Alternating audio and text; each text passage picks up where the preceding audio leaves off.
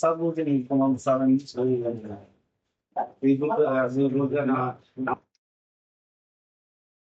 জনবন্ধু শহীদুল্লাহ লোকমান শূন্য হত্যা মামলায় বেশ কয়েকজনই আপনার জবানবন্দি দিয়েছে। তো এর মধ্যে শুধু এই শরীফ ওর নামটাই প্রচার করা হচ্ছে, কিন্তু আপনার আমার মামলার এজাহারভুক্ত আসামি আশরাফুল সরকারও কিন্তু আপনার 164 ধারা জবানবন্দি দিয়েছে, ওটা কিন্তু প্রকাশ করা হচ্ছে।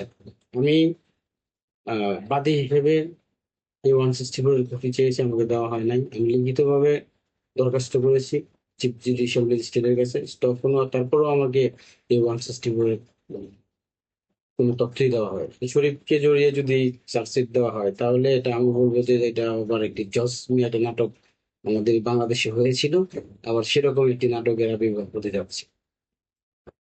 এটা বলার কারণ আছে, এই মামলার আয়ু আমার সাথে কোনো ধরনের যোগাযোগ করেন না, কোনো রকম কথাই বলেন না। উনি আমার কাছে এই বিষয়ে কোনো কিছু জানতেও চান না। এবং যদি চার্জশিট দেওয়া হয় আমি ধরে নিব যে উনি আহ আমাকে অ্যাভয়েড করে এই চার্জশিট দিচ্ছেন, আমার কোনো মতামতই উনি নিচ্ছেন। যদি ওনারা এরকম একটি চার্জশিট দিয়েই দেন, সেক্ষেত্রে আমাদের যে আইনের যে বিধান, সেক্ষেত্রে আমি বাদী হিসেবে নারাজি দিতে পারবো।